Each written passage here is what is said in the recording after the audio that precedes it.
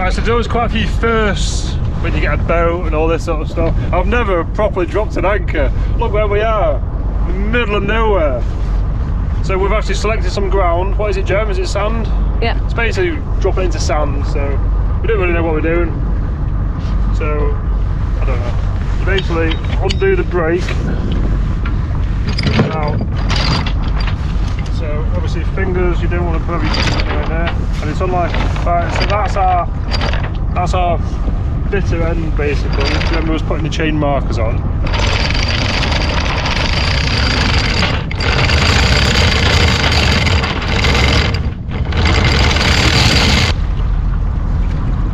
So it's technically on the bottom now, so I'm going to allow some more.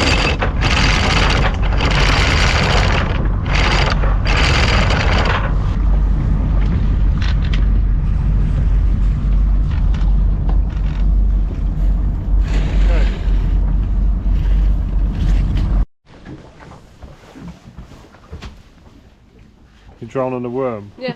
No, I'm drowning some squid on mackerel feathers. Do you have to wiggle up and down? Do you? Yeah, all of my mackerel feathers, so I've just chipped them off with a little bit of squid. What have you got down on your side? Well, on my side? Come over to the starboard side. Well, I've actually got, if I can stand up straight, a worm and squid. But we're actually anchored, so we're a bit worried about losing our anchor or getting our anchor stuck on, there's like a big reefy thing, it looks like on Navionics. So we've actually just parked just this side of it. But the tide's sort of just starting to pick up a bit now, so hopefully it sends our scent off and attract some fish. Last time I said we're going to eat it, we never caught anything, so. So we are where the black dot is at the moment, just this side of the reef. So we fished a little bit in this spot now and not caught anything. So for our very first time, I'm going to pull the anchor up because we've not done that either before. Uh-oh. Now we were snagged then. We were snagged around there. You can see it now. Yeah.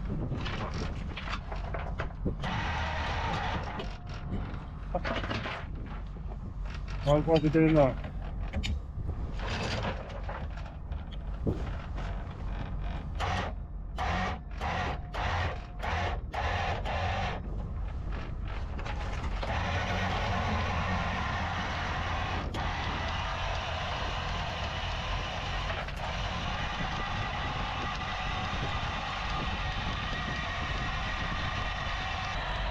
Ten.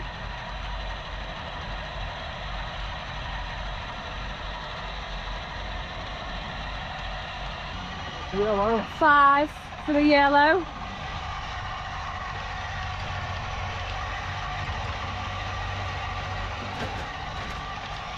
Here comes the red.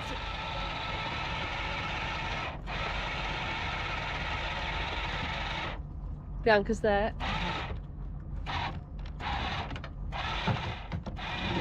Woohoo!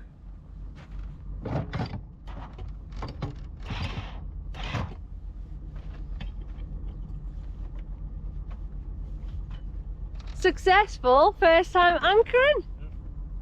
So now we are heading to Puffin Island.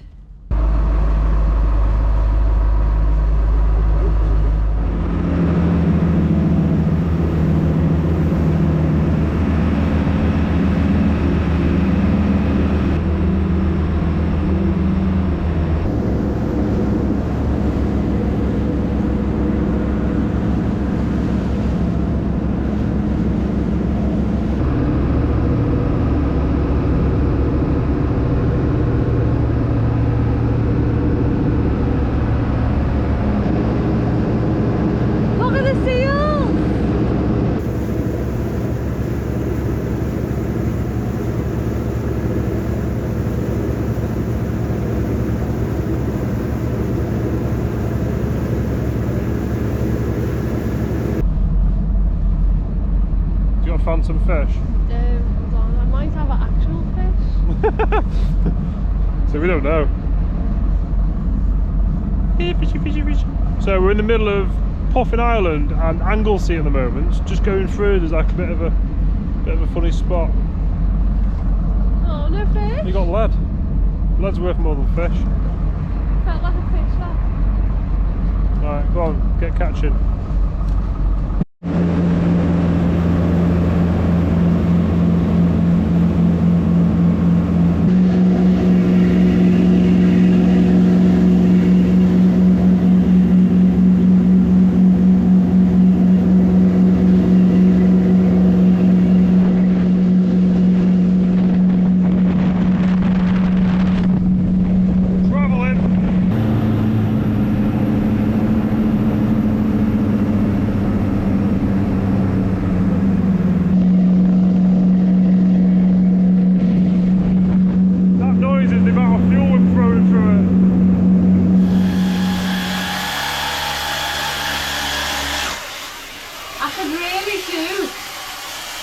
Could really do with a deck brush.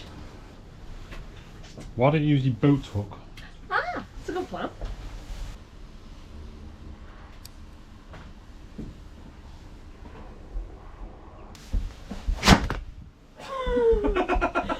Alright. So this is a boat hook. So that goes in like there. You turn it and then it locks it.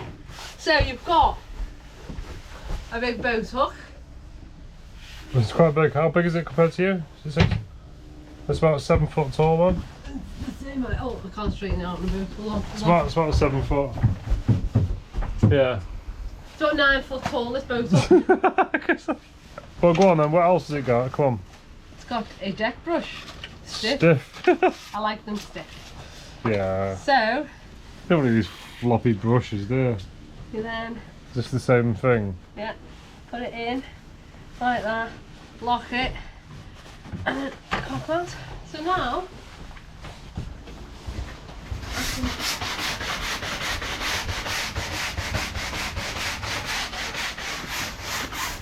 Yeah. Gemma's won the sweep. And considering it's hollow, you can't, you know, it's very strong. Yeah. So what's great about that is that it's a boat hook and it's a brush and it folds away that small. And things on a boat should always have two. You should have two uses. And that does have 2 uses. And I also think you can actually get GoPro attachments on the top of them, so it would be a camera pole as well. Yeah. I think so, yeah. And as well, we're really bigging these up, aren't we? They actually float as well. Will it float with me brush on? You're going to put my brand new pole in the water I've not finished using. Oh no, all the soap's gone. It's alright, it's eco-friendly deck wash. Look. So if you drop it, you're fine. Glug, glug, glug. Impressive. All nice and clean. Right, so the next big annoyance on the boat is these engine covers. The engine covers, obviously to get access to the engine, but they're actually sat high. So not only have we got a trip hazard for midgets, they actually touch the engines sometimes. So as you're walking around the boat, you can hear it go sort of vibrating on top of the engine, which isn't ideal. So we can kill 2 birds with 1 stone. We can make it all nice and flat, and we can hopefully stop some vibration. So let's try and figure out why they've sagged.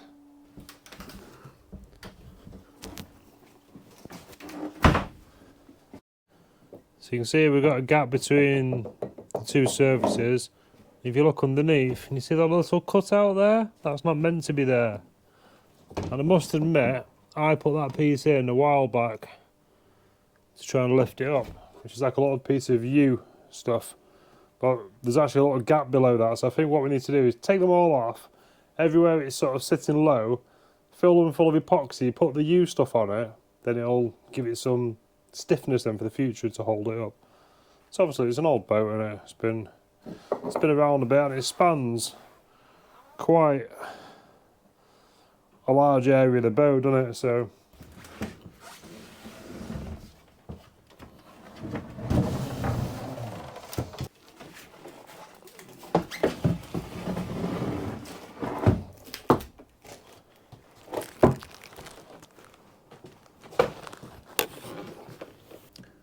you can see all these little indentations here. This is where the engine covers have been rubbing on the deck.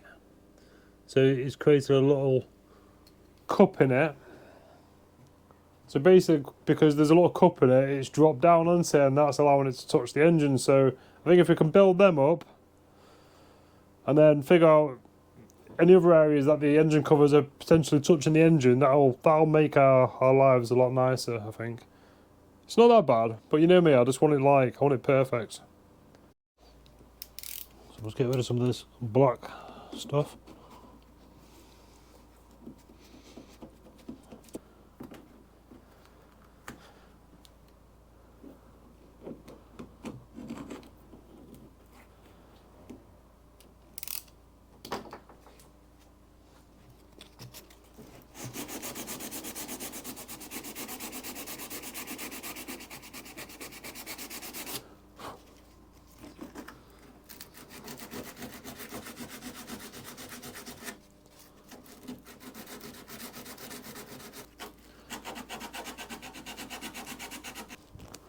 So I think if we put some tape along here, and we can glue that, and we can wrap the tape over it to keep it nice and level. What do you think? Give it a try. So what we're going to be using is like pre-thickened epoxy by West System. It's like G-Flex. Comes with these nice little cards as well, so I think we'll mix up too much.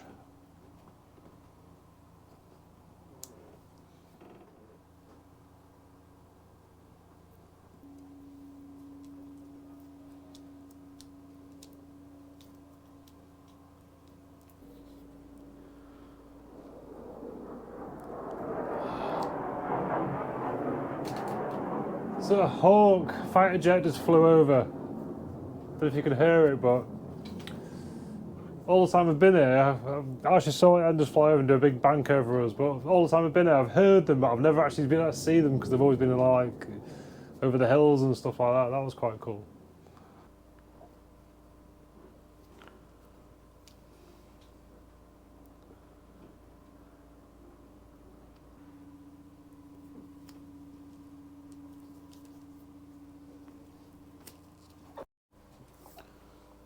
Okay, so it looks good from the outside, but only time will tell whether it's any good on the inside when we peel it back off, isn't it? Right, we've got another job for epoxy. So the other job is where the press studs go onto the canopy, is pull the screws out. So I think we should just basically fill them holes, then we can re-drill them. So I've just sort of masked them out with some duct tape because that's all I've got. I've cleaned out the holes, I've put a drill bit in and out of them to sort of scrape them, so I now need to sort of squeeze some glue into them.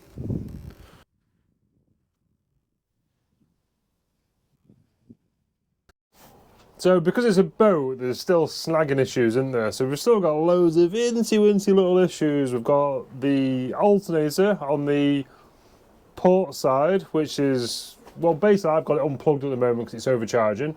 Our new one that we had reconditioned is playing up. It keeps starting to charge, uncharged, starting to charge, uncharged, so we need to have a look at that.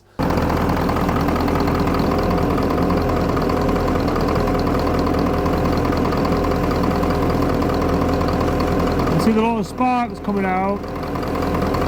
So as I'm wobbling that wire,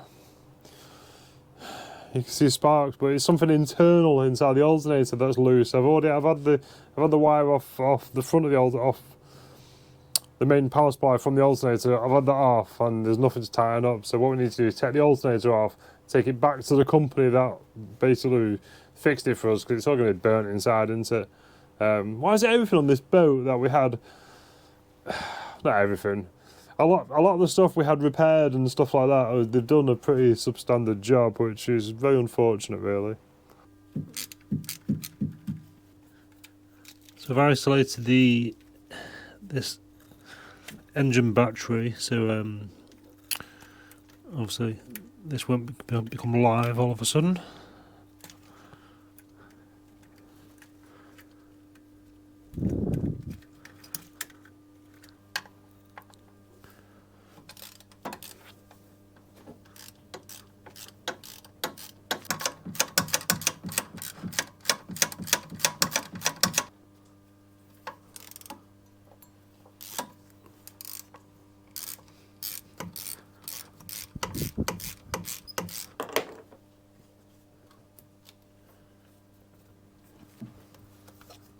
It should be away.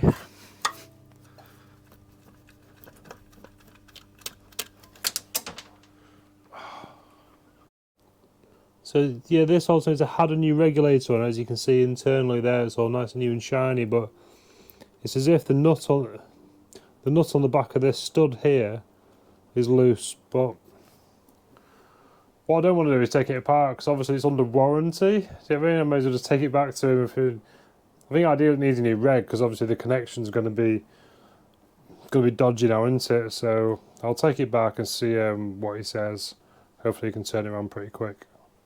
Right, so the alternator's away, and I've got a question for you guys. Someone said a while ago to me that you can't use silicone hose with salt water, because I want to replace all of these hoses which like are on the raw water system.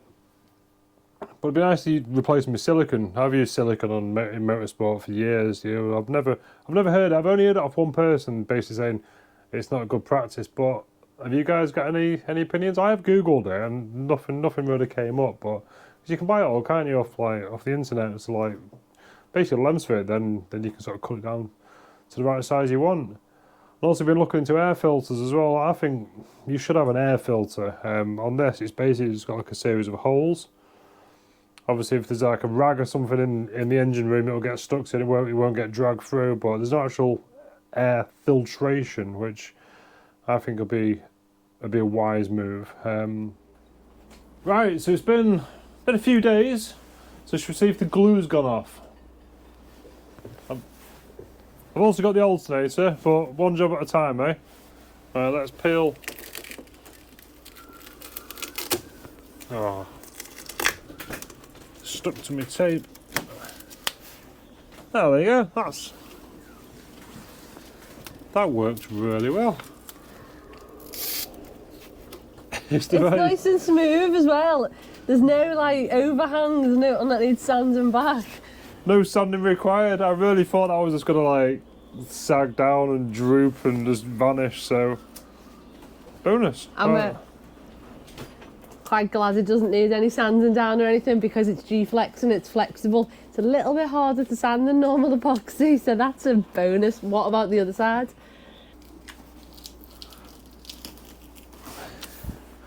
Well, I'm going to give myself a 10 out of 10 for that. Woohoo!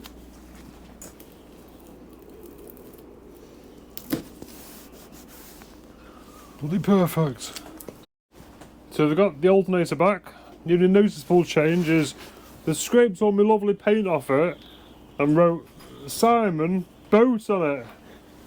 So apparently it had like a bad soldered joint or something, which makes a bit of sense, doesn't it? So they fixed it, so should we reinstall it and see if it works? See if it's still called Sparky. See if we could. Obviously, if this was a petrol boat, that sparking would be very bad in the engine room. Diesel boat, not too bad, but...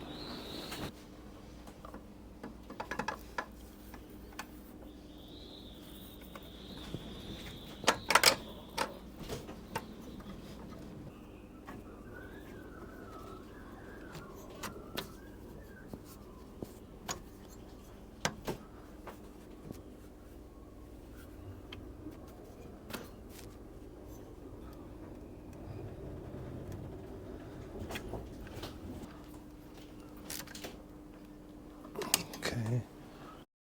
Right, let's see if the alternator does its job. Hold on a second, Simon, silly bibbly. Come on, have a look at this. So I unplugged it from here.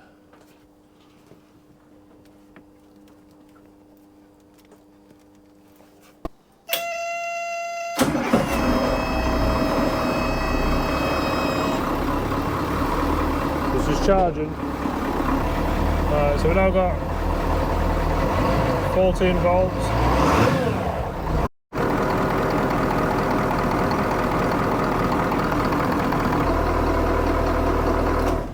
It's a shame we can't adjust the frame rate either on the camera or on the Raymarine, because it's always good to show you stuff on the Raymarine, but did you see it then flickering?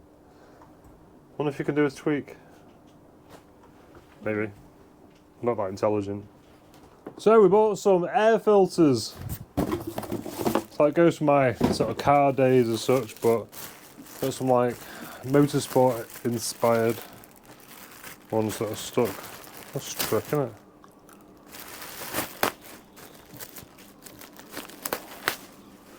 Ta-da! Some foam ones. Right, let's fit them.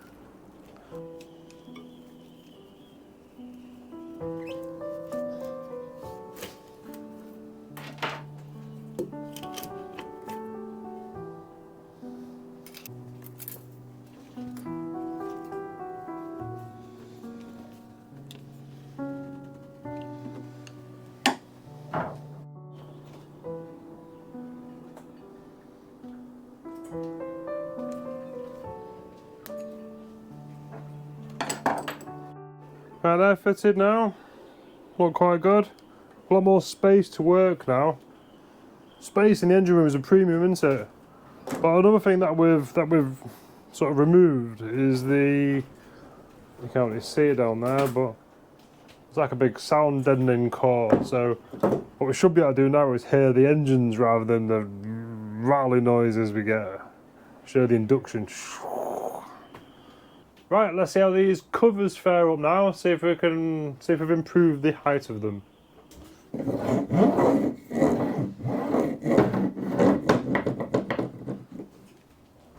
Cool, definitely made a massive improvement, so that's a job ticked off. I put some parcel tape over the glue. Basically, so the canopy didn't get stuck to it, but now the parcel tape is stuck to the boat. Yeah, that wasn't one of your greatest ideas, love. Because we didn't have any masking tape. Oh, you got some off. But it's not really the weather to be doing canopies today, because it's a bit blowy. A bit blowy. We're currently in the middle of Storm Aisha. Aisha? Yeah. Wow. So we've been hammered with like 90-mile-an-hour winds, but Simon's canopy repairs stood up to it. I wish it would have blew this tape off. Right, let's get this tape off and then we'll put some new press studs in it.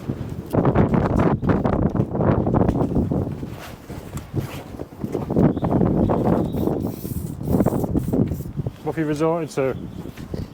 Bit of 2040. Bit of lubrication. Usually gets anything off that. But if we can't get it off, we'll just get it off around the hole and then we'll bring a blowtorch or something to warm it up. Bit of heat. Heat fixes everything, doesn't it? Right, so it turns out to get packing tape off, what you need is some it's like WD-40 kind of thing. Got it all off anyway, look at it. It's like brand new, see it?